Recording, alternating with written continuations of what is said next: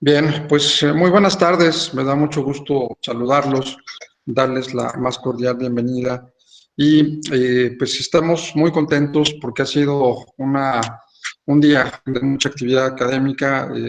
Primero, pues bueno, tuvimos la oportunidad de platicar con el doctor Luigi Ferraioli y ahora nos da muchísimo gusto poder platicar sobre un tema que es de vital importancia.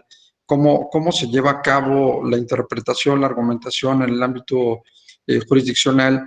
Y me da mucho gusto darle la bienvenida al doctor Hugo Alejandro Bermúdez Enrique, quien nos hace favor de acompañarnos en esta tarde.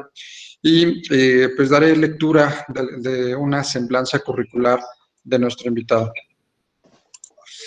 El doctor Hugo Alejandro Bermúdez Manrique, magistrado de circuito, es licenciado en Derecho, egresado de la Facultad de Derecho de la Universidad de Guanajuato. Estudió la especialidad en Administración de Justicia en la Escuela Judicial del Poder Judicial de la Federación y la maestría en Amparo en la Universidad Autónoma de Durango, Campus Culiacán. Es doctor en Derecho por la Universidad de Durango Santander.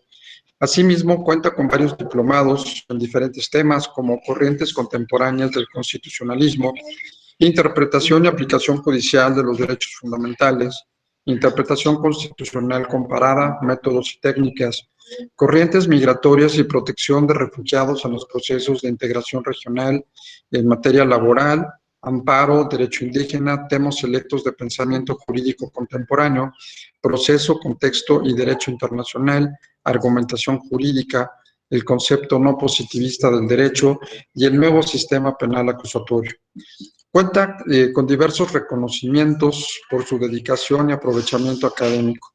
Obtuvo el primer lugar en el área de Derecho del primer Congreso Internacional de Investigación y Docencia organizado por la Universidad Autónoma de Durango. Recibió el Premio Amante de México de la Fundación Amantes de México por su brillante trayectoria y trabajo en beneficio del país. Está certificado como docente en Derecho Internacional de los Derechos Humanos por la Oficina en México del Alto Comisionado de las Naciones Unidas para los Derechos Humanos y la Escuela Judicial. También está certificado en litigio estratégico en derechos humanos a través del Sistema de Naciones Unidas del Circuito Europeo, en énfasis de acceso a la justicia y administración de justicia e independencia judicial, llevando a cabo en la ciudad de Ginebra, Suiza, Estrasburgo, Francia, La Haya, Holanda, Nuremberg, Alemania. Publicó ensayos sobre la apariencia del buen derecho y la suspensión del acto reclamado y el proyecto de la nueva ley de amparo y la autonomía financiera, presupuesto fijo para el Poder Judicial de la Federación. Se ha desempeñado también como catedrático en diversas universidades del país, así como en secciones del Instituto de la Judicatura Federal, Escuela Judicial de Sinaloa, Sonora, Nuevo León y Coahuila.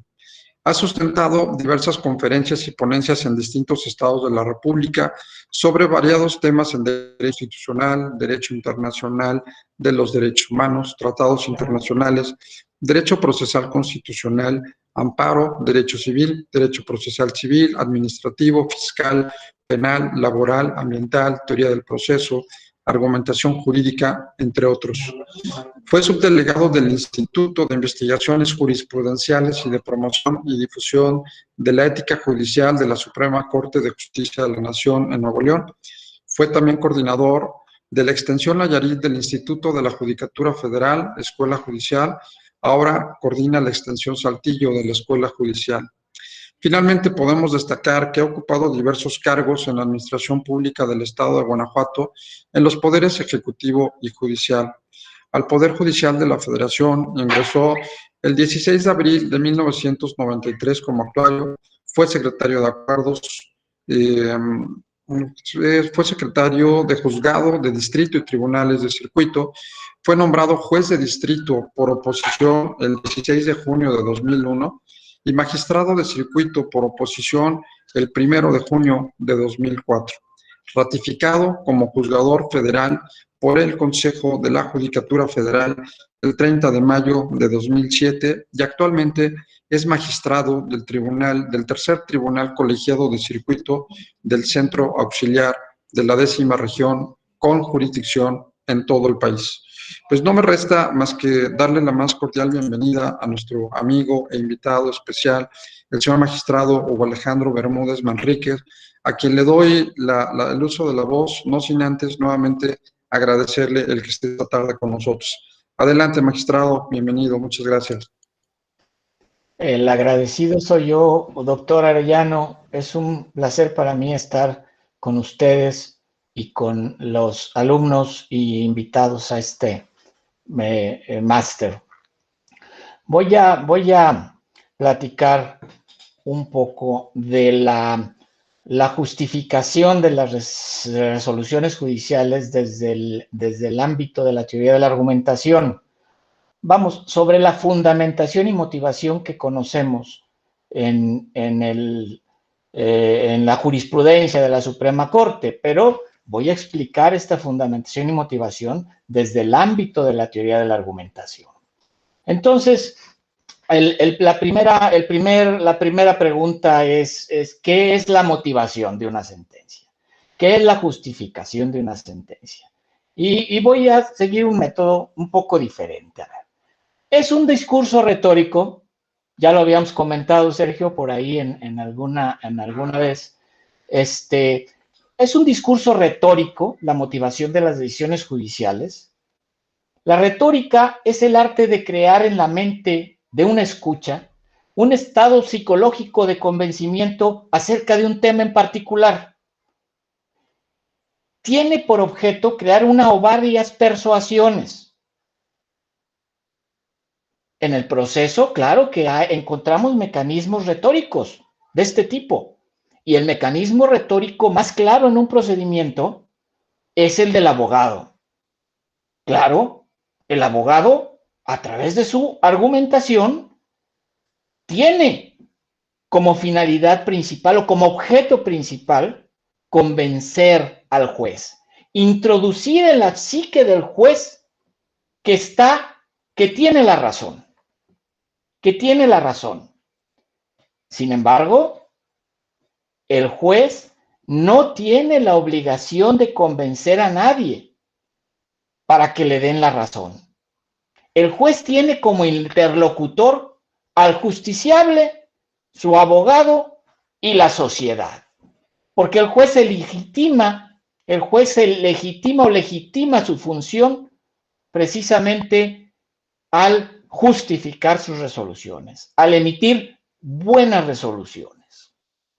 Entonces, el discurso de los jueces no es un discurso retórico desde el momento en que no tiene como principal objetivo convencer, ni siquiera a sus superiores.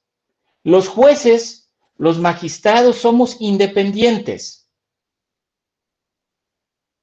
Los jueces y magistrados debemos justificar nuestras decisiones hacia el justiciable y hacia la sociedad.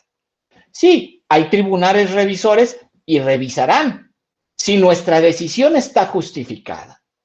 Pero yo no voy a hacer una argumentación como juez o magistrado pensando en que tengo que convencer a mi superior entre comillas, porque somos jueces independientes ambos.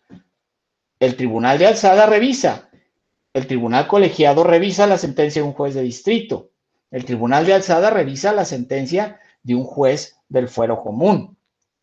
Y en ese sentido, los jueces y magistrados justificamos nuestras decisiones, no tenemos como objeto principal convencer, que es el objeto principal de la retórica. Entonces, en ese sentido, la retórica no es un elemento que esté en el contexto de las decisiones jurisdiccionales. Que el discurso judicial tiene algunos elementos o algunos puntos de contacto con la retórica, claro. En la retórica existe el logos y precisamente es la parte de la retórica donde entra la argumentación, el aspecto lógico de la argumentación. Pero, por ejemplo, no tenemos el ethos y el pathos, es decir, la parte, por ejemplo, de pathos de emotividad, ¿no? de emotividad para lograr un cierto convencimiento en un auditorio al que le está hablando. Nosotros no. Es un elemento que no va a estar en las decisiones judiciales. Sí, las decisiones, la argumentación en las decisiones judiciales participa de algunos elementos de la retórica, pero no es un argumento eminentemente retórico. El juez no tiene la obligación de convencer a nadie. El juez, su obligación es justificar con buenos argumentos, con buenas razones, con racionalidad, sus decisiones. Les platico una anécdota. Cuando era juez de distrito, siempre he creído, y así lo he sostenido desde hace muchos años, desde antes de la reforma al nuevo sistema penal, que la prisión preventiva oficiosa es contraria a derechos humanos, vulnera el principio de presunción de inocencia y vulnera la libertad, entre otros. Y entonces, en ese sentido, a mí me preocupaba mucho que en el término constitucional, personas que no fueran probables responsables se quedaran ahí en prisión preventiva 1 año, 2 años o 3 para al final decirles, señores, discúlpenme, no hay elementos, no dictamos sentencia. Bueno, ¿qué hacía yo? En esos casos donde tenía duda, les pedí a mis secretarios que me dieran cuenta para bajar a las diligencias. No podía yo, es el viejo sistema, claro, viejo sistema penal. Esto es muy importante. Ahora ya no es posible hacer esto que les voy a platicar.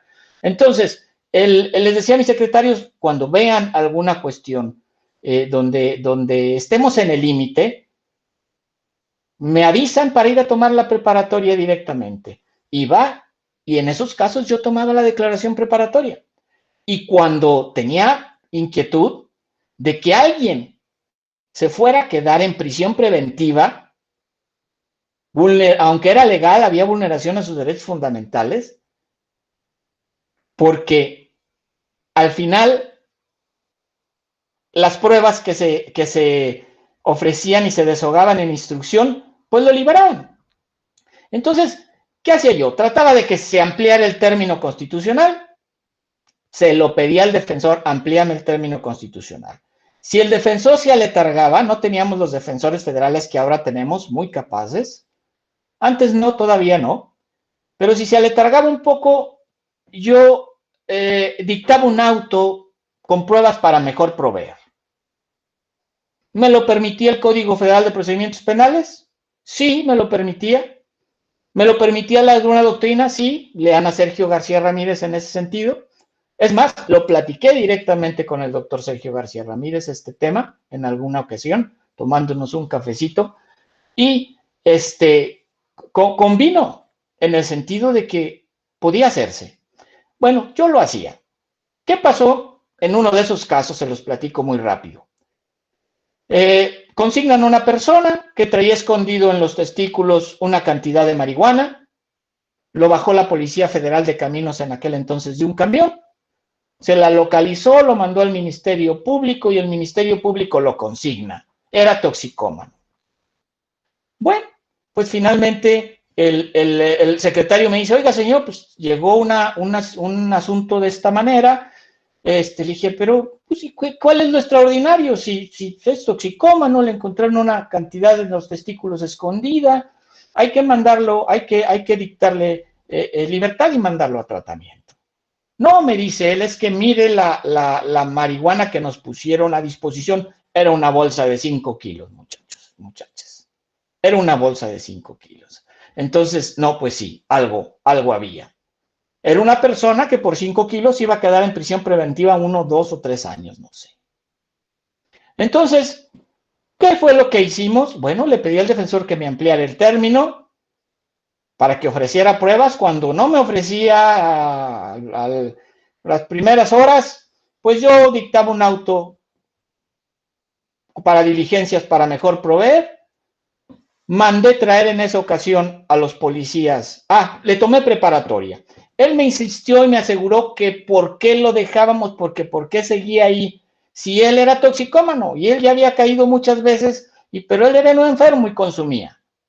Dije, oiga, pero pues se va a consumir todo esa que nos pusieron a disposición. Me dice, señor juez, pues ¿cuánta me tuvo que haber? La traía en los testículos, escondida. Entonces le dije al secretario, a ver, tráigase la bolsa. En la preparatoria me trae la bolsa de 5 kilos, se pone a reír el señor, me dice, no, señor, pues es que, pues ni me cabe, me dice. Entonces, pues sí, efectivamente, algo había. Bueno, mandé traer a los policías con pruebas para mejor proveer. La Policía Federales de camino se pusieron en un careo a discutir con él, el que no traía esa que le pusieron a disposición al juez y ellos que sí la traía porque ellos se la quitaron y se la encontraron escondida en los testículos. Le digo al secretario, tráigase la bolsa después de que discutieron. El secretario trae la bolsa de 5 kilos. Los policías, cada uno de ellos en su momento, pues se rieron. Dicen, no, señor juez, pues esa ni le cabe donde se lo encontramos. Nosotros le encontramos un poquito de marihuana, que incluso la pesamos, me dieron el peso, me dijo, pero no lo registramos en el parte porque eso es, nada más dijimos que era una bolsita con una pequeña cantidad de marihuana. Bueno, ¿cuál fue la consecuencia? La consecuencia fue que salieron en libertad, que salió esta persona en libertad. De otra manera, se hubiera quedado ahí 2 o 3 años en prisión preventiva y al final le hubiéramos dicho, usted disculpe por 3 años privados de su libertad. Y así les puedo platicar varias situaciones. Bueno, ¿qué pasaba cuando se iba a apelación al unitario? El Ministerio Público apelaba, se iba al unitario. Resulta que le habían pedido dinero, no les dio y le cargaron la Policía Federal, Judicial Federal, lo cargaron con 5 kilos de marihuana, hasta burdos y tarugos estas personas, ¿no? Pero bueno, se dio vista, por supuesto, al Ministerio Público, pero bueno, en el Tribunal de Apelación, ¿qué pasaba? A la magistrada me regañaba, me decía que no era posible que hiciera eso, que no podía yo proveer ese tipo de pruebas de manera directa, sin que me lo hubiera ofrecido la defensa. Por supuesto, yo justificaba por qué en cada auto que ordenaba esas pruebas, justificaba por qué sí podía yo determinar pruebas para mejor proveer. Curiosamente, no me revocaba, nada más me ponía una regañada cada que llegaban esos asuntos. Bueno, finalmente, lo que yo tenía que hacer, porque no había ninguna jurisprudencia que me obligara, y sí había una norma que me permitía hacer eso, era justificar mi decisión. Yo no tenía que convencerla a ella. Ella justificaba sus decisiones como tribunal de alzada. Yo justificaba las mías como juez de distrito. Entonces, si ustedes se fijan, mi argumentación era de justificación. No era un argumento retórico que tuviera como objetivo principal convencer a la magistrada. No, por supuesto que no. Si se convencía, qué bueno. Por supuesto no estaba convencida. Lo importante para mí era la racionalidad de mi decisión. Y esa estaba justificada. Entonces, yo sé que esto es en contra de muchas opiniones. Esta es una opinión que tiene, por ejemplo, Tarufo, que tenía Tarufo en vida, respecto de la motivación y la justificación. Y respecto de que no es un argumento retórico. Bueno, otra posición respecto de qué no es la motivación. En Italia, comenta Tarufo, Michel Tarufo comenta, bueno, en los tribunales italianos tenemos un tema aquí complicado porque a veces consideran que la motivación o la justificación de las decisiones judiciales es un tema de reproducción de procesos mentales a través de los cuales el juez llega a tomar una decisión. Dice, es una especie de rendición de cuentas. Algunos magistrados del Tribunal Constitucional aquí así lo consideran. Habrá que ver. Primero, a ver, le interesa en ese proceso hasta que el juez llega a decidir qué va a hacer, cómo va a decidir, en qué sentido va a decidir. Hay todo un proceso o un contexto de descubrimiento. En ese contexto de descubrimiento pasan muchas cosas, desde que uno lee la demanda, desde que uno ve la contestación, desde que uno ve las pruebas, van sucediendo cosas en la psique del juez. Cuando va a dictar sentencia, pues acude a la ley, la jurisprudencia, la jurisprudencia internacional, a los tratados internacionales, y va armando su decisión. Entonces, en Italia, en esa posición, consideran que todo este proceso es la motivación y que todo este proceso debe estar en las sentencias, como si fuera más bien una explicación. Les dice Tarufo, no, es que esto no es posible. Primero, no es posible que uno se acuerde de todo lo que fue transcurriendo hasta que tomó la decisión de qué va a hacer. ¿Va a declarar procedente o improcedente la acción? ¿Va a amparar o no va a amparar? ¿Va a negar o va a sobreseer? Dice, no es posible. Dice, pero además, dice, a ver, ¿a quién le importa? Dice Tarufo, ¿a quién le importa si el magistrado o el juez se fue a comer con sus secretarios y ahí hizo lluvia de ideas y en la lluvia de ideas le saltó una solución? Yo, antes del tiempo de pandemia, ahorita ya no puedo, lo hacemos por web también, junto a mis secretarios hacemos lluvia de ideas cuando tenemos problemas complejos y de ahí van saliendo ideas. Pero el que yo le ponga esto en una sentencia, pues no le interesa al justiciable. Al justiciable no le interesa si tomé esa decisión en un restaurante o en mi subconsciente en la noche siguió trabajando y de repente dormido, porque así nos pasa en ocasiones a los juzgadores. Si hay aquí algún secretario, seguramente lo va a saber. Antes yo tenía mi grabadora, ya con el celular se resuelve, pero la mente sigue trabajando. Y de repente a medianoche, ¡chum!, un problema jurídico que traigo semanas, ahí se me ocurre. Me paraba y grababa para que no se me fuera a olvidar en mi grabadorcita y al día siguiente, bueno, a seguir. Bueno, pero esto no le interesa al justiciable. ¿Qué le va a interesar si mi subconsciente reaccionó cuando yo estaba dormido? Nada. Entonces, la motivación tampoco es esa especie de reproducción de los procesos mentales que pasó el juez o de las circunstancias que pasaron antes de que el juez tomara la decisión. Entonces, tampoco eso es la motivación. Ni es un discurso retórico, porque no tiene objeto de convencer, sino de justificar, ni es una especie de reproducción de procesos mentales. Entonces, ¿qué sí es la motivación? Bueno, para que entendamos qué es la motivación o la justificación de las decisiones judiciales, hay que imaginar el proceso de razonamiento del juez o de los juzgadores desde un inicio hasta el final. Ahora, esto que les voy a platicar les va a servir también a los litigantes, porque finalmente les sirve para sus escritos libres, para sus demandas, para argumentar. Bueno, entonces, hay que imaginar el proceso del juez para tomar una decisión, desde el principio hasta el final, y entenderlo como si estuviera compuesto de tres partes. Primera parte, las ideas que llevan al juez a tomar la decisión, que es la segunda parte, la decisión per se. Y la tercera parte sería precisamente la motivación. Ideas que llevan al juez a tomar una decisión, la decisión per se y la motivación. La decisión es el punto de llegada, la decisión es el punto de llegada de esta primera etapa, de esas ideas, de ese análisis, de ese estudio que lo llevaron a tomar la decisión. Y la decisión es el punto de partida de la motivación, de la justificación.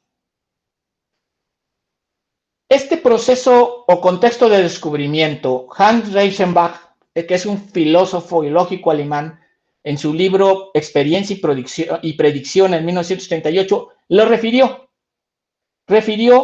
y hizo la distinción entre este proceso o contexto de descubrimiento y un proceso o contexto de justificación. Bueno, todo este primer periodo es el proceso de descubrimiento.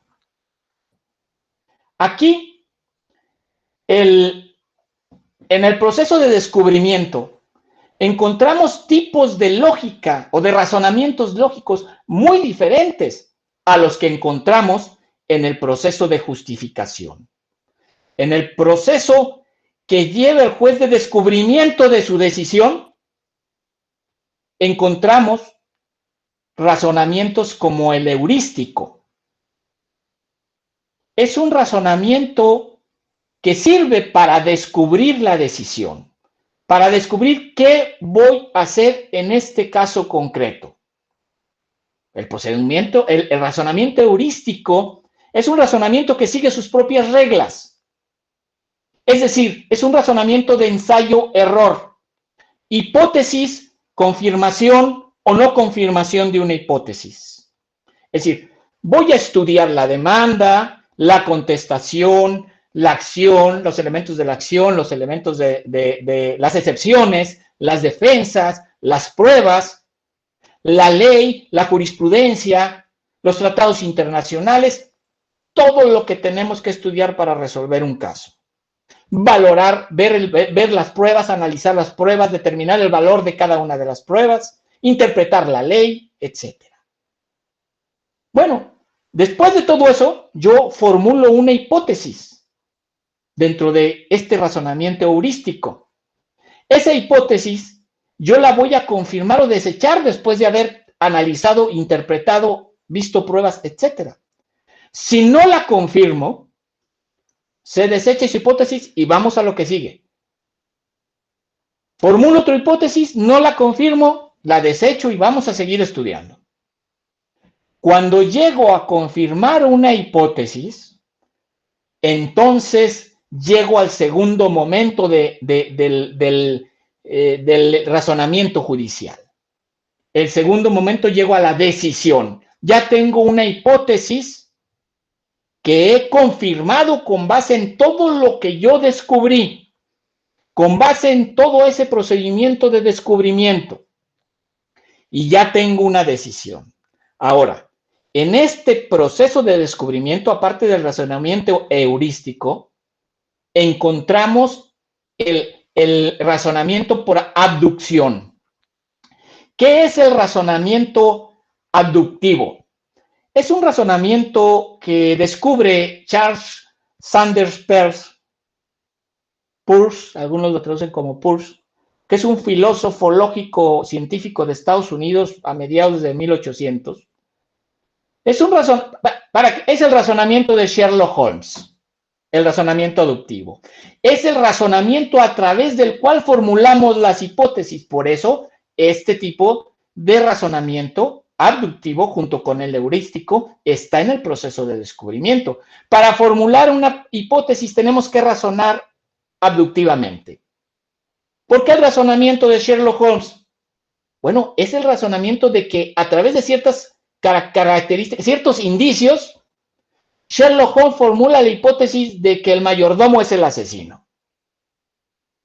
Pero hasta ahí llega la abducción y hasta ahí llega el razonamiento heurístico. Hasta ahí llega la abducción. Ese tipo de razonamientos nada más los encontramos en ese contexto de descubrimiento. Al confirmarse esa hipótesis, sigue la decisión. Y a partir de la decisión, hay que justificar esa decisión. Y encontramos otro tipo de razonamientos lógicos en ese proceso de justificación de la decisión. Ahí encontramos, por ejemplo, el razonamiento deductivo, que va de lo universal a lo particular, o el razonamiento inductivo, que va de lo particular a lo general. Que esos razonamientos nunca los vamos a encontrar en el proceso en los razonamientos del proceso de descubrimiento heurístico y abductivo, nunca los vamos a encontrar en la motivación. Nunca vamos a encontrar en una motivación, en una justificación. Yo después de estudiar formulé esta hipótesis y después de seguir estudiando la confirmé o no la confirmé. Y luego me fui a otra hipótesis, pero tampoco la confirmé. Y hasta la cuarta o quinta hipótesis que hice, logré confirmarla con base en esto. No. No les interesa al justiciable ni a la sociedad saber qué hipótesis me formulé y cuáles deseché y cuál confirmé. Lo que le interesa al justiciable y a la sociedad es que mi decisión la justifique. Mi decisión de buenos argumentos, de buenas razones por las cuales tomé esa decisión. Entonces, estas formas lógicas de razonamiento no están en la decisión. En la decisión encontramos otras formas como es el razonamiento deductivo y inductivo. Entonces, en la motivación de la sentencia, la decisión no es el punto de llegada, sino es el punto de partida de nuestro tema, de la motivación y de la justificación. Sí, es el punto de llegada de la primera fase, la decisión, pero es el punto de partida de la siguiente fase, última, tercera, que es la justificación y la motivación. En esta segunda fase, el juez ya no descubre nada, muchachos. El juez ya descubrió todo lo que tenía que descubrir. Ya cuando vamos a justificar nuestra decisión, a motivar nuestra sentencia, es porque ya descubrimos todo y tenemos una decisión. Ahora hay que justificar los fundamentos por los cuales llegamos a esa decisión. Hay que justificar que tenemos buenos argumentos, buenos fundamentos para justificar la racionalidad de nuestra decisión. En ese sentido,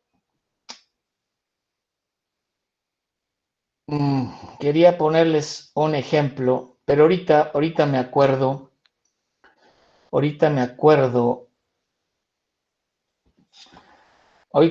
qué ejemplo les quería poner. Pero entonces, ahora, una vez que llegamos a la decisión, nos toca justificar el fundamento de todo lo que dijimos haber descubierto.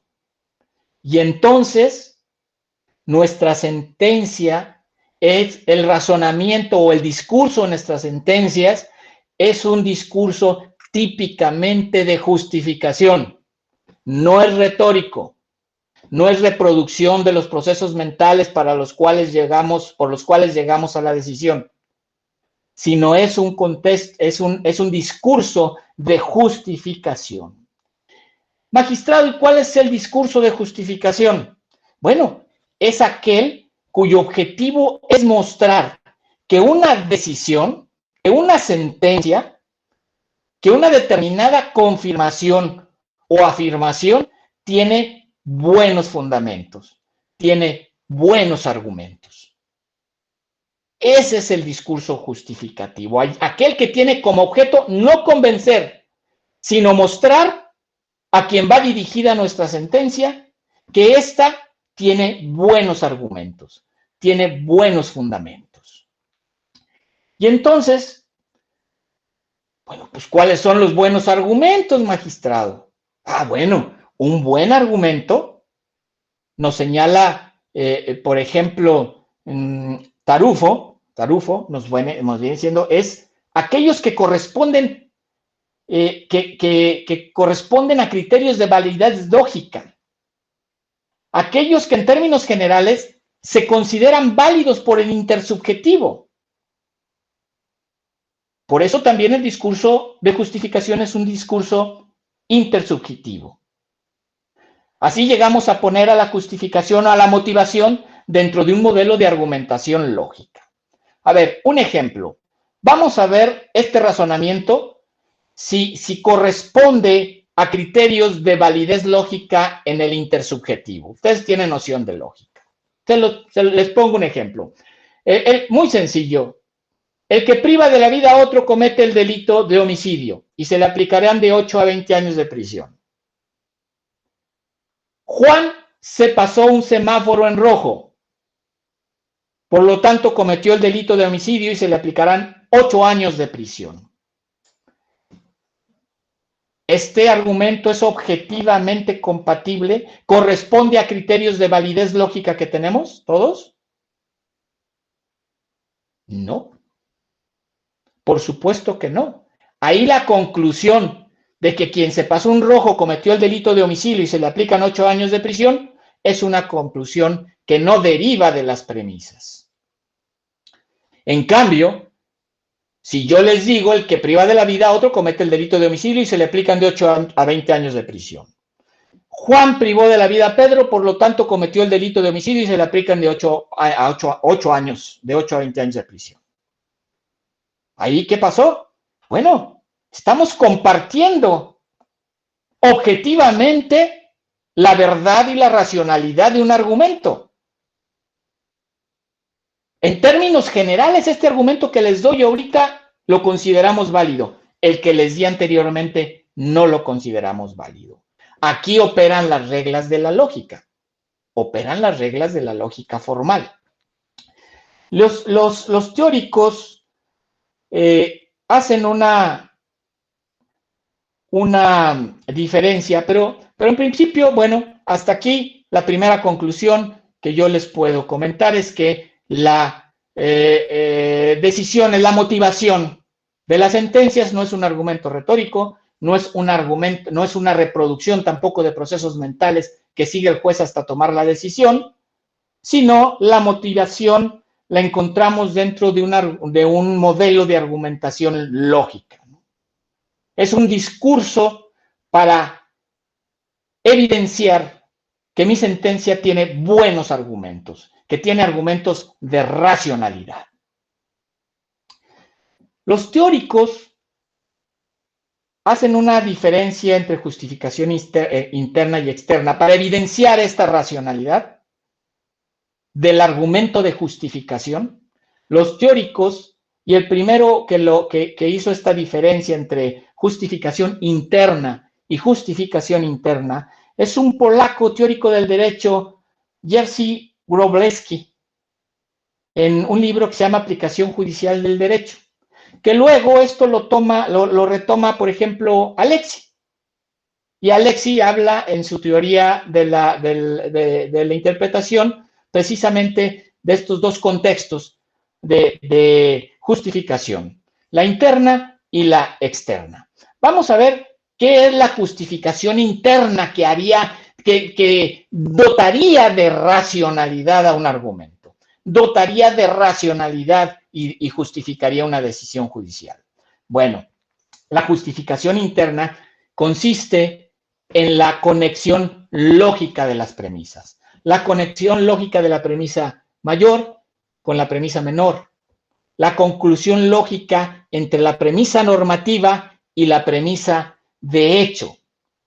La decisión final debe derivar, o la conclusión, precisamente de esas dos premisas. El juez dice, en este caso A, se aplica la norma en el significado X. La premisa normativa se vuelve una norma interpretada por el juez. Se deja esta norma interpretada por el juez como una premisa fundamental de la decisión. Aquí vuelvo al ejemplo que les di. A ver, el que priva de la vida a otro comete el delito de homicidio. Juan se pasó un semáforo rojo, por lo tanto, conclusión, Juan cometió el delito de homicidio y se le aplican 8 años de prisión. ¿Habrá justificación interna? No, porque la conclusión no deriva de las premisas. ¿Qué me dicen mis premisas? Bueno, en mi premisa de derecho hay un hecho abstracto, que es el privar de la vida, que alguien prive de la vida a otra persona, comete el delito de homicidio y tiene una consecuencia, en prisión de 8 a 20 años. En mi premisa de derecho tengo un hecho, pero ya no un hecho abstracto, ya tengo un hecho concreto. Y cuando mi hecho concreto se subsume en mi hecho abstracto, puedo decir que la conclusión es válida. Pero cuando no hay coincidencia entre el hecho abstracto, o el caso abstracto, como le llamaban los alemanes, con el caso concreto, nuestra conclusión va a ser incorrecta. Entonces, en la justificación interna encontramos dos elementos comunes para decir que hay justificación interna, que el hecho concreto es igual al hecho abstracto y se subsume. Y por tanto, si se subsume en el hecho abstracto, se le aplica la consecuencia de la norma. Ahí podemos hablar de que hay justificación interna. El que priva de la vida a alguien comete el delito de homicidio y se le aplicarán de 8 a 20 años de prisión. Juan privó de la vida a Pedro, se le aplican 8 a 20 años de prisión. Ahí sí hay justificación interna, porque existe una conexión lógica de las premisas para llegar a la conclusión. El hecho concreto de que Juan privó de la vida a Pedro se subsume en el hecho abstracto de la norma para aplicar la consecuencia de la norma. Entonces, esa es la justificación interna.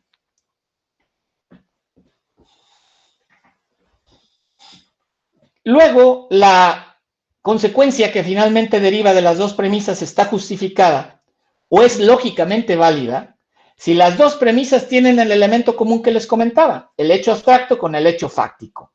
El hecho del caso concreto entra en el hecho del caso abstracto previsto en la norma para aplicar su consecuencia.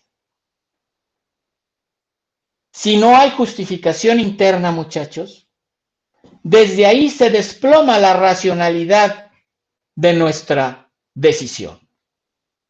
Si no tenemos justificación interna, se desploma la racionalidad de nuestra justificación. Abogados, si en sus argumentos no hay este tipo de justificación interna, si no hay esa secuencia lógica de premisas, se desploma sus argumentos y el juez no les va a dar la razón. Entonces, en sus escritos libres, tienen que cuidar que haya esta congruencia entre sus premisas de derecho y sus premisas fácticas. Los juzgadores no tienen excusa. Es el primer paso que hay que seguir para darle racionalidad a nuestra decisión, para darle racionalidad a la justificación, para justificar o motivar nuestras decisiones judiciales. Vamos a decir, ya nuestra justificación interna se cumple porque hay una conexión lógica entre las premisas. El hecho concreto se subsume en el hecho abstracto para aplicar la consecuencia. Ojo, siempre debe derivar la conclusión de sus premisas. Si su conclusión no deriva de las premisas, hay un problema. Tienen que regresarse a revisar su proyecto, su sentencia, su escrito. No podemos empezar argumentando sobre el derecho al agua y terminar diciendo que se afectó la libertad deambulatoria de una persona. Imposible. Se rompe la racionalidad del argumento inmediatamente, porque mi conclusión no derivó de mis premisas. Tengo un problema de derecho al agua, tengo un problema de una comunidad que no tiene agua, pues tengo que concluir si se vulneró o no se vulneró ese derecho fundamental al agua. Pero no puedo irme a decir que como no tienen agua se vulneró su libertad deambulatoria. ¿Se comprende? Entonces, justificación interna. Bueno, justificación interna es importante también porque no hay una sola interpretación. No existe una sola interpretación. Tenemos una parte complicada en el momento de hacer nuestra justificación interna, o nuestra justificación interna. Pero vamos a abundar para aquí para que lo entendamos mejor. Quédense con que la justificación externa es nada más la congruencia lógica de nuestras premisas. Pero después viene una justificación externa, que ahí se complejiza la situación. ¿Cuál es la justificación externa? Bueno, es la justificación de cada una de nuestras premisas. Es la justificación de nuestra premisa normativa y la justificación de nuestra premisa fáctica. Nosotros tenemos congruencia interna porque nuestra conclusión derivó de las premisas. En el caso de homicidio, hubo un homicidio, se le aplica la pena. Pero ahora debemos establecer la justificación de nuestras premisas de derecho primero. ¿Por qué es homicidio? ¿Y por qué es un homicidio calificado y no un homicidio simple? ¿Por qué es un fraude y por qué no es un abuso de confianza? ¿Por qué es un abuso de confianza y por qué no es un fraude?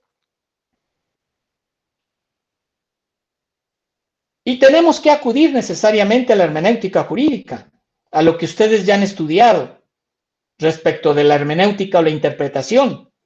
tenemos que ir a los métodos tradicionales de la interpretación jurídica. Pero la justificación de la premisa normativa se complejiza más, porque ahora tenemos interpretación constitucional, interpretación respecto de los derechos fundamentales, que no son los mismos métodos de interpretación tradicional, la interpretación de los de interpretación constitucional.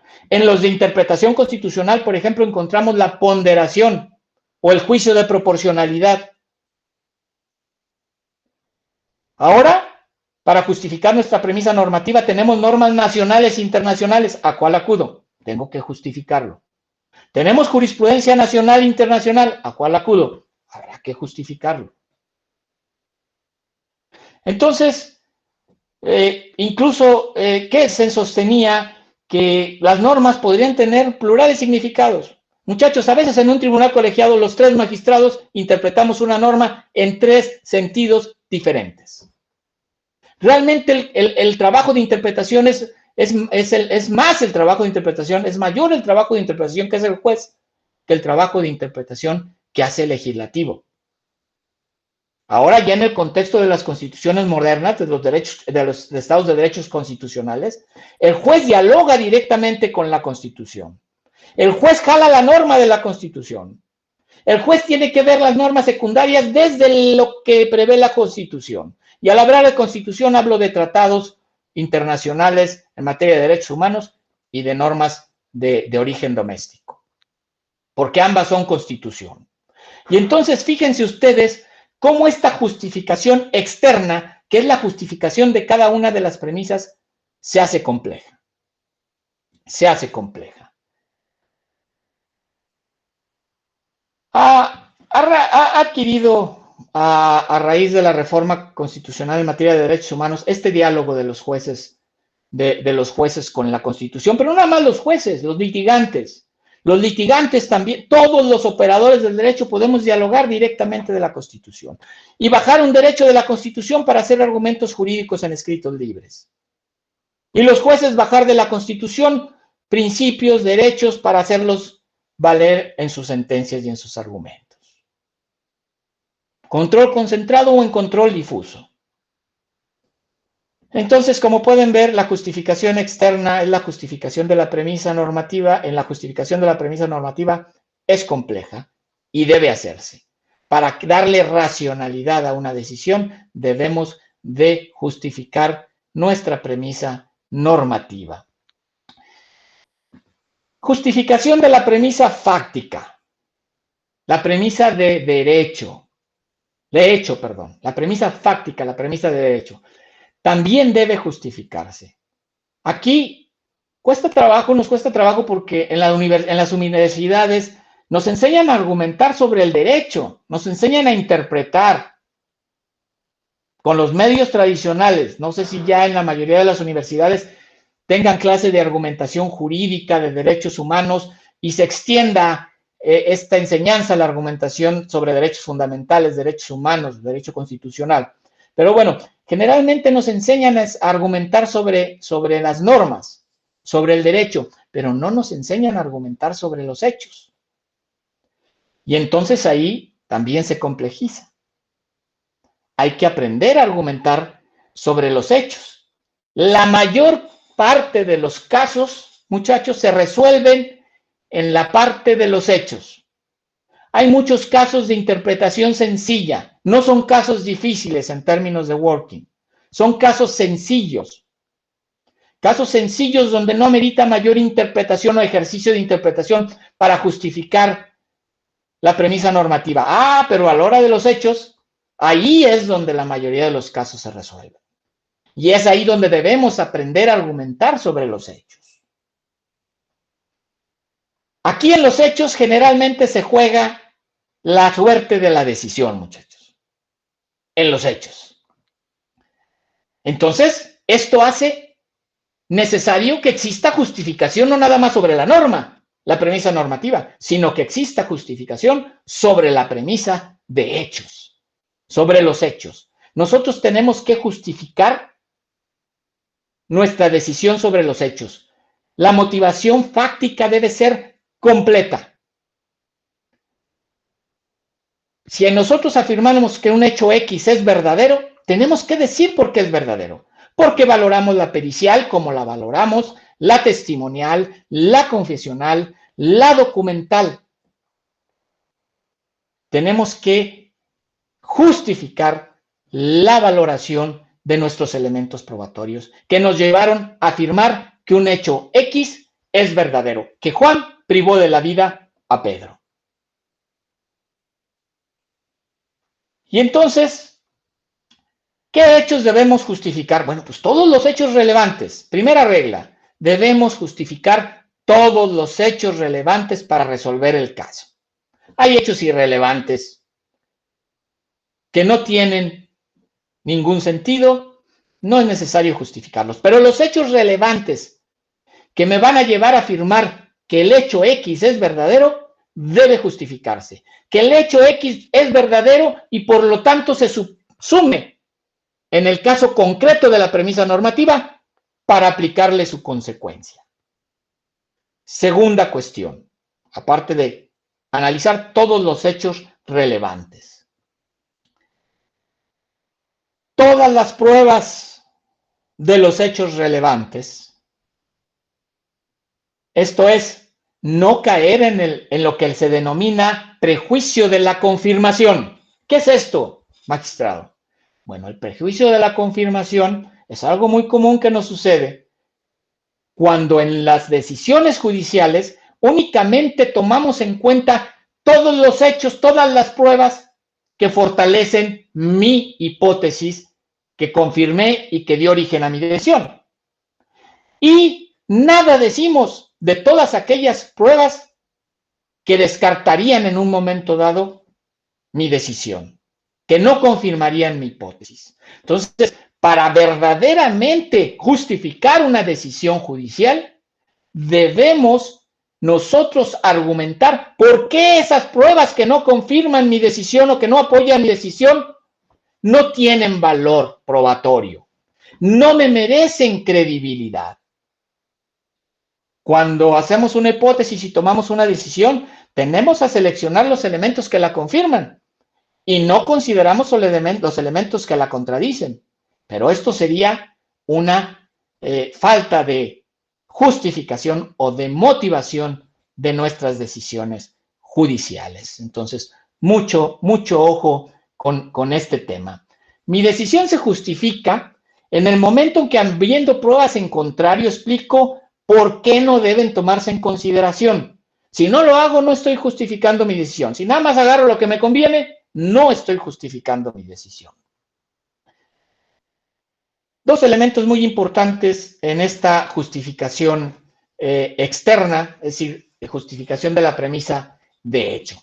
Como pueden ustedes ver, esta teoría de la justificación o de la motivación desde la argumentación jurídica es, por supuesto, más compleja que las jurisprudencias donde nos dicen que es fundar y motivar. Entonces, con esto, ustedes ya saben qué es motivar desde la teoría de la argumentación jurídica, qué es, cómo justifican los jueces o cómo deben justificar los jueces las resoluciones jurisdiccionales. Pero esto también en muchos sentidos aplica, porque es lógica, a los escritos de los abogados. Si ustedes tienen un buen silogismo donde conectan premisa normativa, hechos con su conclusión, ya llevan adelante. Si ustedes en su norma argumentan por qué consideran que esa norma, esa jurisprudencia debe ser aplicada, por qué debe interpretarse esa norma en tal o cual sentido, a través de determinadas reglas de hermenéutica que ustedes han visto o verán en el transcurso de este máster. Si ustedes dicen por qué debe aplicarse tal norma y no otra norma, en caso de que estén en conflicto, si ustedes al justificar su premisa de derecho en la justificación, de hecho en la justificación externa, señalan por qué X o Y pruebas tienen valor o no tienen valor probatorio, pues indudablemente en su argumento de los litigantes, que sí es retórico, llevan una gran carga hacia la psique del juez para convencerlo. Y el juez llevará una gran carga de racionalidad en su decisión para justificarla y para legitimarse ante la sociedad e indudablemente ante el propio justiciable. Aquí quiero ahora entrar a darles un elemento práctico de argumentación. Quiero presentarles el argumento demostrativo. Es el argumento que yo enseño a mis secretarios cuando llegan a los tribunales, a los oficiales jurisdiccionales o a quien se acerca para aprender. Aprendiendo el argumento demostrativo, después no se les dificulta. Pueden intercambiar premisas, ordenarlas de manera diferente, de tal forma que le den precisión, sencillez y claridad a una decisión judicial. Y este argumento lo pueden utilizar los litigantes. Los elementos más importantes de este argumento, y voy a poner un ejemplo, es primero el planteamiento del problema. Vamos a empezar, vamos a poner un ejemplo de un problema muy sencillo en amparo. Una violación al derecho fundamental de audiencia. Planteamiento del problema está en los conceptos de violación en amparo indirecto. Una persona extraña a juicio en estricto sentido acude diciendo que se le vulneró su derecho fundamental de audiencia porque en un juicio ejecutivo mercantil se le embargó un vehículo de su propiedad sin ser parte en el juicio, es decir, sin haber sido oído y vencido. Bueno, en este argumento, ¿cómo haríamos el proyecto para justificar nuestra decisión y darle racionalidad a nuestra decisión, motivar y fundar nuestra decisión? Primero pondríamos una síntesis del concepto de violación, que sería el planteamiento del problema que viene haciendo el quejoso. Y diríamos, bueno, el quejoso sostiene en sus conceptos de violación de una manera muy sencilla, clara, precisa. Precisión, sencillez y claridad. Elementos fundamentales de una buena decisión. El quejoso señala que se le vulneró su derecho fundamental de audiencia en virtud de que en un procedimiento ejecutivo, en un juicio ejecutivo mercantil, donde no es parte, se le embargó un automotor de su propiedad que comprueba con una factura. Ese es el planteamiento del problema. Si ustedes lo trasladan a un escrito libre de un abogado litigante, así lo podrían iniciar. Concepto de violación, en argumento, señor juez, como concepto de violación vengo a exponerte que se me vulneró mi derecho fundamental de audiencia porque no fui oído ni vencido en un juicio ejecutivo mercantil y se me remató un vehículo de mi propiedad sin haber sido oído ni vencido. Ahí está planteando el problema también el abogado y nosotros en nuestro proyecto a la hora de hacer una síntesis de esos conceptos de violación. Y luego en el escrito judicial, en la sentencia, enunciamos la tesis que vamos a sostener. La decisión. Ya transcurrió todo el procedimiento de descubrimiento, todo el contexto de descubrimiento, ya nada más decidimos. Y ahora hay que justificar la decisión. Por eso, a veces dicen, no, hombre, los jueces son re ignorantes en lógica. Siempre empresas en sus proyectos de qué es fundado, es infundado, es inoperante el concepto de violación. No, no es que no sepamos lógica. Es que nosotros ya tuvimos un proceso de descubrimiento y ya tomamos una decisión. Y acuérdense que la extradecisión es el punto de partida de la motivación o de la justificación de la decisión. Por eso partimos de la decisión. Ahora lo que hay que hacer en nuestra sentencia, al motivar, al justificar, es motivar y justificar esa decisión. Que esa decisión, tuvimos buenas razones para llegar a esa decisión. Entonces, mi decisión aquí, después de transcurrir todo ese proceso de descubrimiento, mi decisión aquí fue que es fundado el concepto de violación. Y digo, sostengo mi tesis o mi decisión de esta manera. Es fundado el concepto de violación toda vez que al quejoso, en un juicio ejecutivo mercantil, se le embargó un vehículo de su propiedad sin ser parte, sin haber sido oído y vencido en juicio. Punto. Chiquito, 3, 4 renglones. Es mi decisión. Ahora tengo que justificar mi decisión. Esa es mi tesis que voy a justificar. Primero planteé el problema haciendo un resumen de los conceptos de violación. Enseguida determiné cuál fue mi decisión después de ese procedimiento de descubrimiento. Después tengo que justificar mi decisión. Bueno, ahí entramos con las 3 premisas. Premisa mayor, premisa menor y conclusión. ¿Qué diríamos en esa sentencia? Bueno, premisa normativa. Yo ya la descubrí, ya no tengo que descubrir. El artículo 14 constitucional, diría yo, establece que nadie puede ser privado de sus propiedades, sino mediante juicio seguido con las formalidades esenciales del procedimiento, para que se respete su derecho fundamental de audiencia.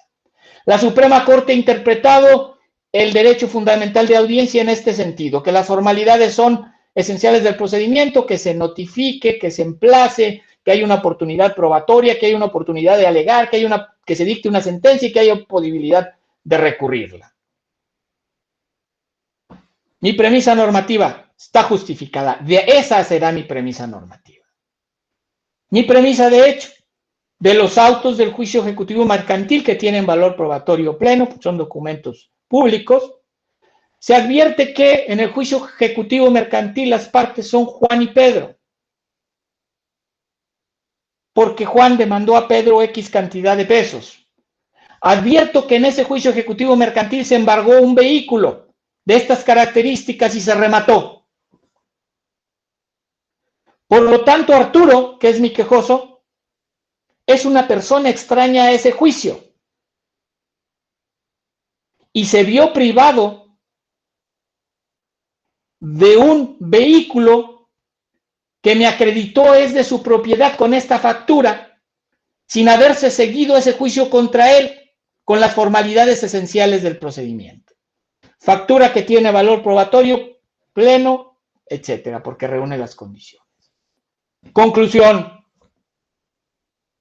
Bueno, si para que una persona se le respete el derecho fundamental de audiencia debe ser oído y vencido con las formalidades esenciales de un procedimiento, y en el juicio ejecutivo mercantil de que emanó el acto reclamado, que es el remate de un bien inmueble, de un inmueble, en ese juicio se siguió contra Juan y Pedro, y Arturo es persona extraña a ese juicio, y se le remató un bien, se le privó de un bien mueble de su propiedad, evidentemente se vulneró su derecho fundamental de audiencia. No fue respetado. Y si se fijan, de manera muy sencilla, planteé mi problema, establecí mi premisa de derecho, y luego dije, a ver, si se siguen las formalidades esenciales de un procedimiento, contra una persona se le puede privar de un bien. Caray, aquí no. Aquí no. Aquí no se respeta el derecho fundamental de audiencia. Entonces, así lo establezco en mi conclusión y concedo el amparo y la protección de la justicia federal para restituir en el uso y disfrute del derecho vulnerado al quejoso. Lo mismo, el abogado dice, le plantea su tesis al juez y le dice dentro de un argumento demostrativo, se me vulnera mi derecho fundamental de audiencia porque se embargó un bien de mi propiedad en un juicio ejecutivo mercantil donde no soy parte y no se siguieron en contra mía, en favor mío, las formalidades esenciales de un procedimiento. Y después empieza con sus premisas. A ver, el artículo 14 establece que nadie puede ser privado de sus bienes, propiedades o derechos, sino mediante un juicio donde sigan las formalidades. La Corte, en jurisprudencia tal, ha dicho que las formalidades son estas. Premisa de hecho, diría el abogado en su escrito. En el juicio ejecutivo mercantil, tal, se siguió entre Juan y Pedro. Ahí se embargó este vehículo que es de mi propiedad, lo cual te acredito con esta factura que te voy a ofrecer como prueba. Por lo tanto, yo no era parte en ese juicio y se me privó de un bien mueble. Conclusión, diría el abogado, entonces, si no se respetaron las formalidades del procedimiento para privarme de un bien mueble de mi propiedad, no se respetó el derecho fundamental de audiencia y se me vulneraron derechos fundamentales o derechos humanos. Por lo tanto, señor juez, te pido que me ampares y protejas y me restituyas en el derecho fundamental vulnerado. ¿Se fijan? Qué bonito, qué rápido y qué sencillo. Y no vemos demandas de 800 hojas que no dicen mucho. Y en cambio, en 3 paginitas nosotros podemos hacer una defensa, o en 2, de un derecho fundamental de audiencia, por ejemplo. Claro, hay casos más complejos, como ya lo dijimos, pero este es un ejemplo que yo quería platicarles porque siempre veo la inquietud, bueno, ¿y cómo aterrizamos? ¿Cómo hacemos un argumento? ¿Cómo aterrizamos esto? Bueno, este es un argumento demostrativo que yo utilizo en el tribunal, que enseño a los secretarios y les facilita. Llega otro juez, llega otro magistrado y el secretario se adapta a la manera que le dice el juez o el magistrado, porque finalmente lo que trata cualquier juez o magistrado es darle racionalidad a su decisión.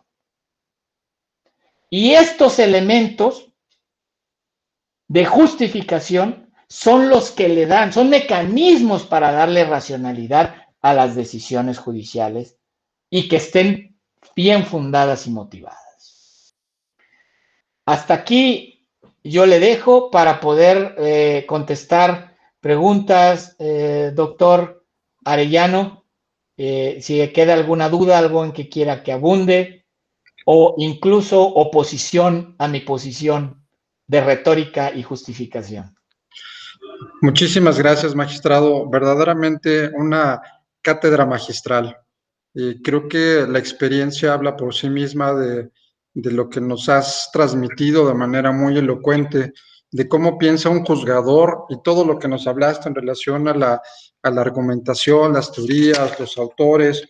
Yo quisiera, si me lo permites, en base a esta argumentación que realizan los jueces y magistrados, me queda claro que hay una argumentación de derecho y una argumentación fáctica, y que bueno, lo que nos comentabas ahorita, la parte del planteamiento del problema, pues va a ayudar mucho para esa racionalidad que efectivamente es la parte toral, lo que nutre a un juzgador al momento de dictar una sentencia y justificarla, como bien lo señalabas.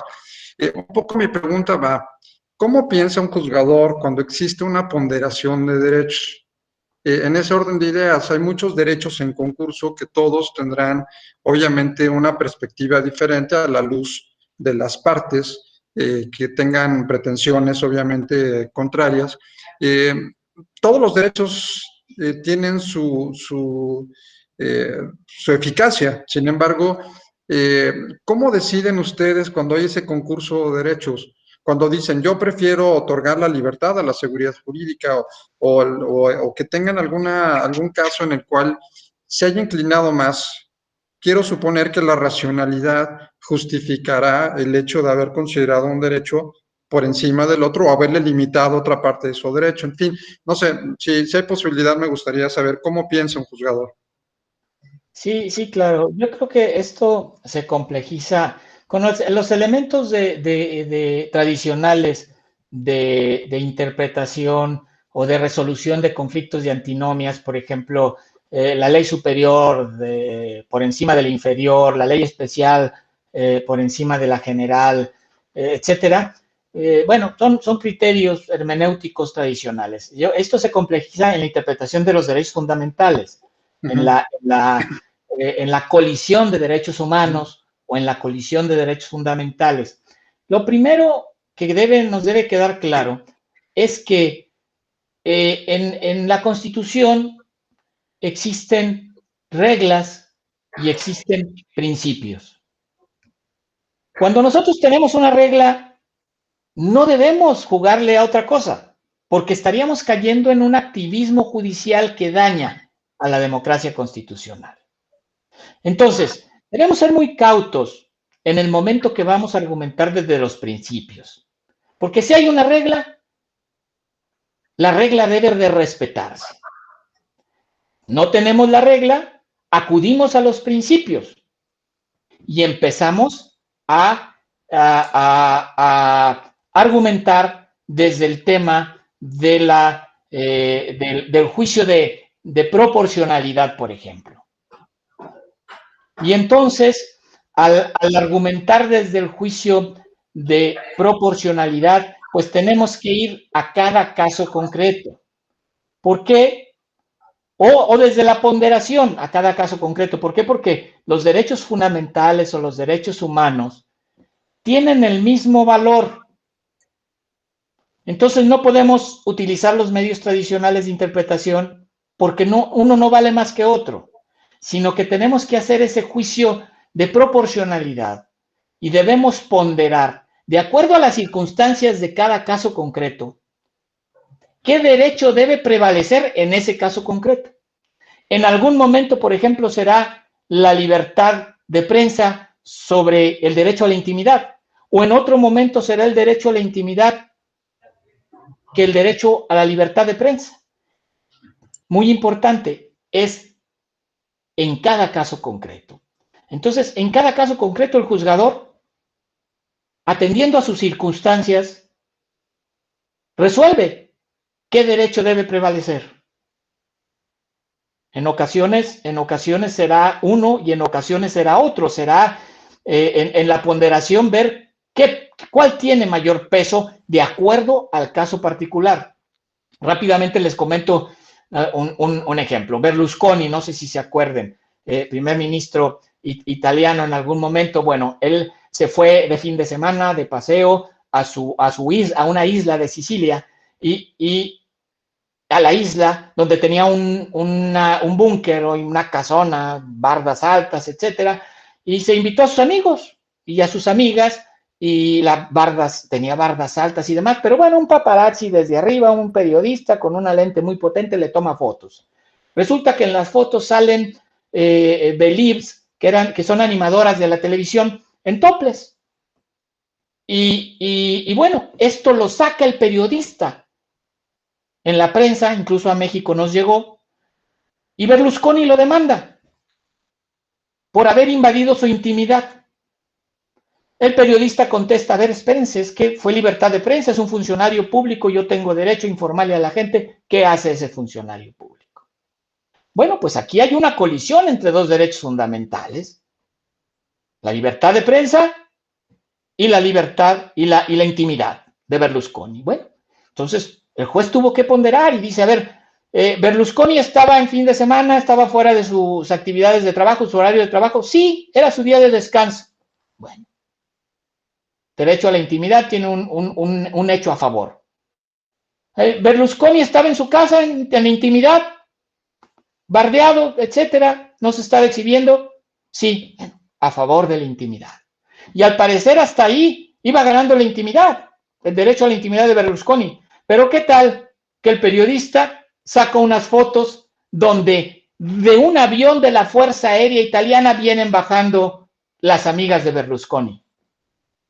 Ah, pues ahí se rompe, o más bien el peso de la balanza se va más a privilegiar la libertad de expresión, porque ahí sí Berlusconi estaba haciendo uso de recursos públicos para una fiestecita particular. Y entonces el juez dice: no, en este caso en concreto debe prevalecer la libertad de expresión, y le da la razón al periodista y lo absuelve de los daños morales que le había demandado Berlusconi. Y así, pero en otros casos pudiera ser que triunfara. Si todo se va así, sin esas fotos del avión que van bajando las amigas de Berlusconi, de la Fuerza Aérea, hubiera triunfado, hubiera prevalecido el derecho a la intimidad. Entonces, es un ejemplo de cómo los juzgadores tenemos que ponderar en cada caso concreto cuando tenemos este tipo de conflictos entre derechos fundamentales.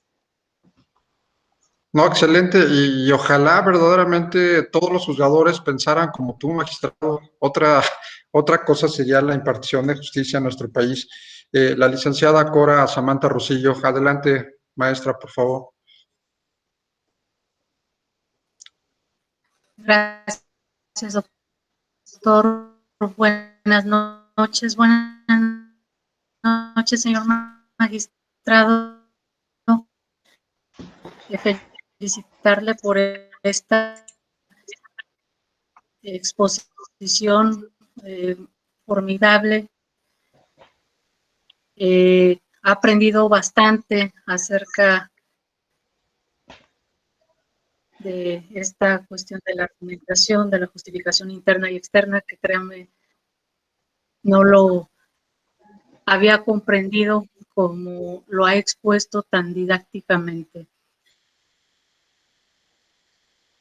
Yo tengo algunas dudas que me saltan.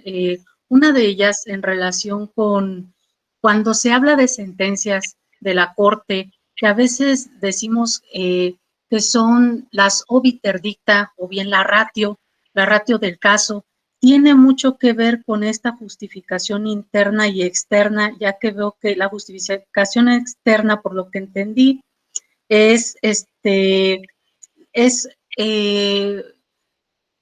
¿cómo decir? Justificar, o no, la justificación externa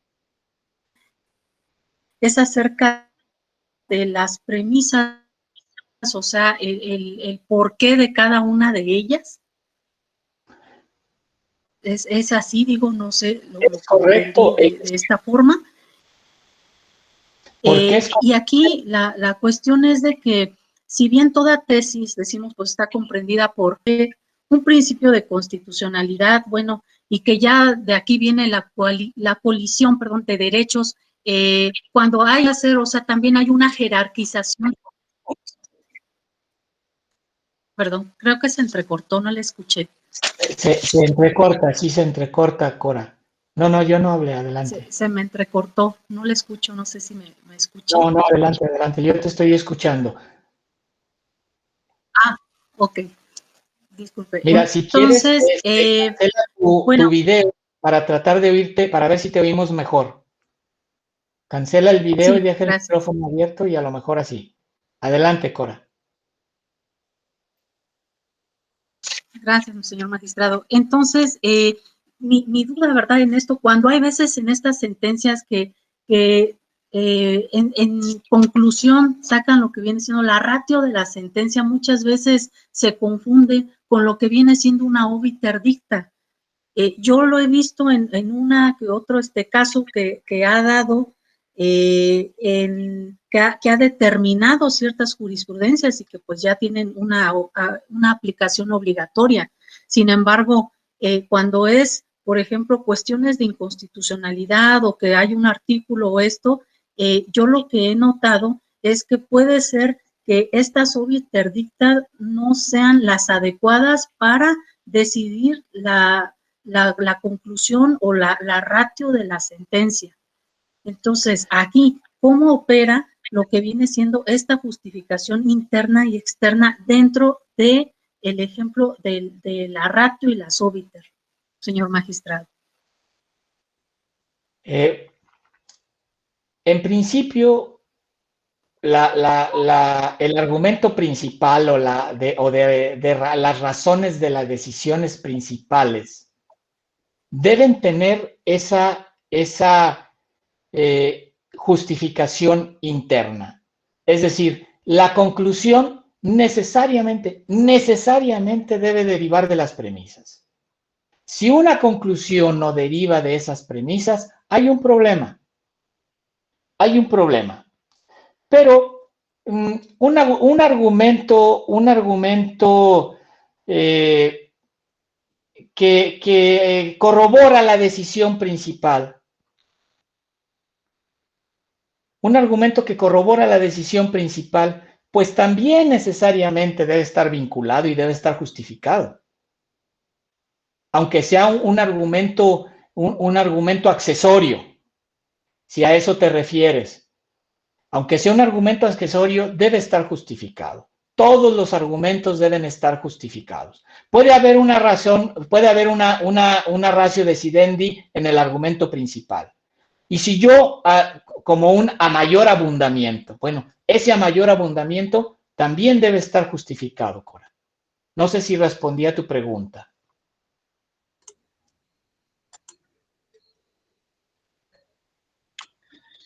Parece que... Adelante, Cora. Perdón, es que tengo problemas con mi internet.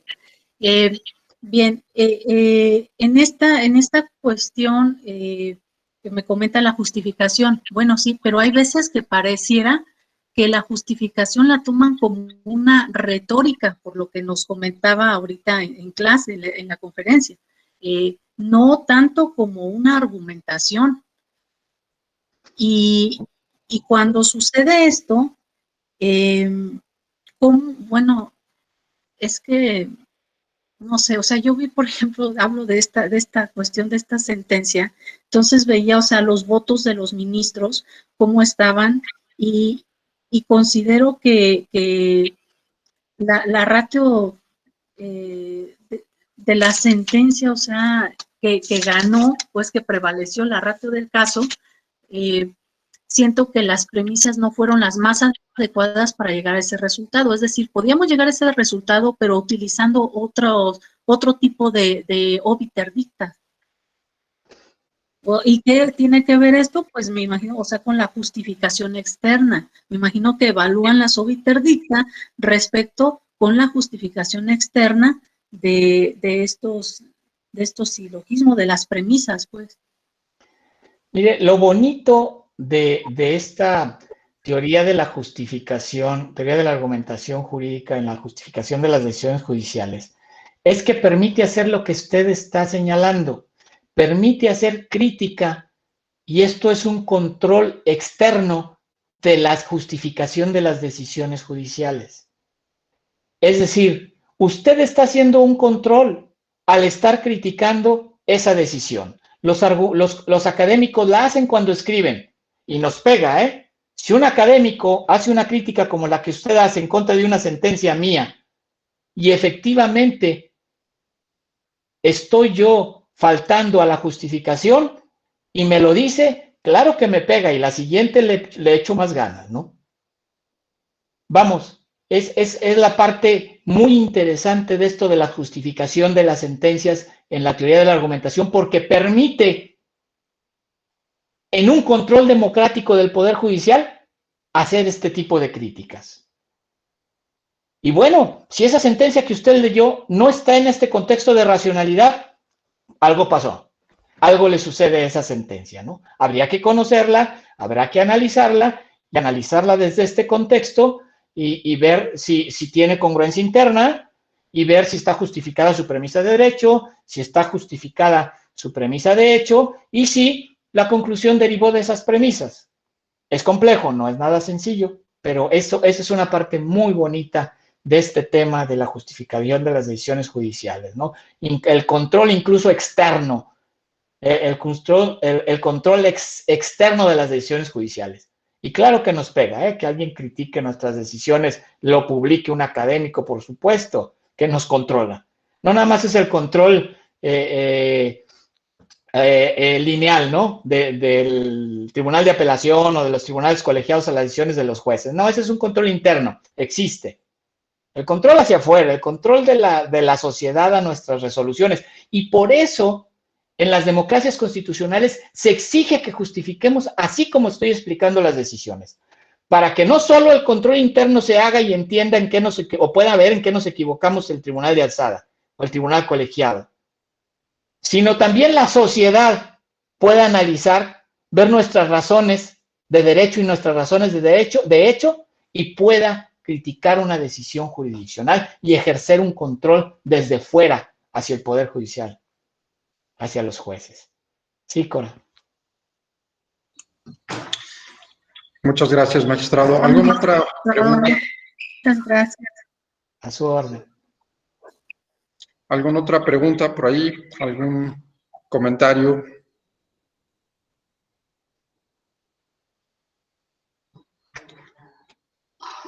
Yo, doctor Sergio. Adelante, por favor.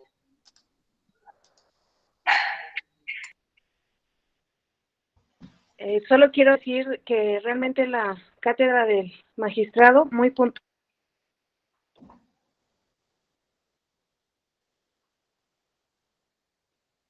como litigante. Le agradezco.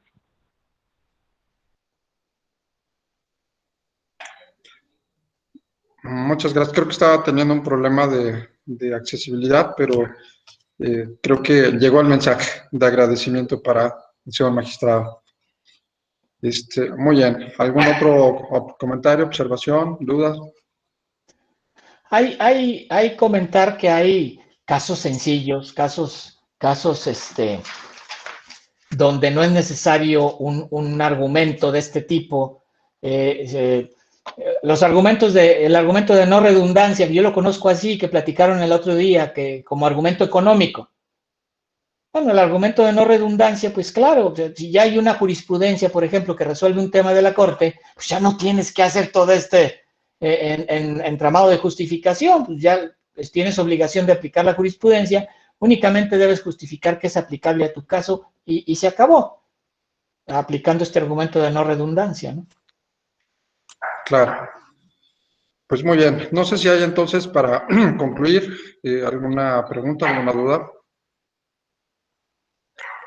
De todos modos, grabamos la sesión, con mucho gusto se las compartiremos porque creo que los temas que se estuvieron analizando son muy interesantes y bueno, coincido con todos los que estuvimos hoy escuchándote, magistrado, verdaderamente muy elocuente, temas que verdaderamente nos abren la luz, nos abren los ojos de cómo piensa el juzgador y sobre todo del otro lado, cuando se está en el perfil de la abogacía como defensor o alguien que necesita tener una estructura pues más sólida y con diferentes estructuras de pensamiento, siempre es muy importante escuchar voces calificadas, siempre el hecho de la experiencia de los grandes maestros.